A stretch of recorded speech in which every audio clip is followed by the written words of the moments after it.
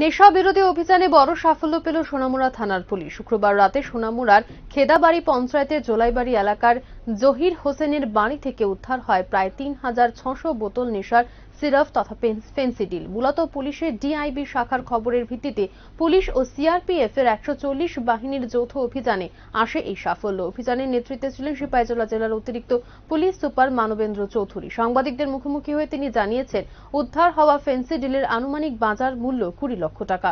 অভিযানের সময় বাড়িতে ছিলেন না বাড়ির মালিক, তাই তাকে গ্রেপ্তার করা যায়নি। তবে তার বিরুদ্ধে এনডিপিএস আইনে মামলা গ্রহণ করা হবে। জুলাইবাড়ি জহির হোসেন, আমার নাম আব্দুল সামাদ। ওনার বাড়িতে একটা পুকুর এরপর আমরা আমাদের জয়েন্ট টিম ট্রেডিং আমাদের থানার অফিসাররা ছিল এবং সিআরপিএফ,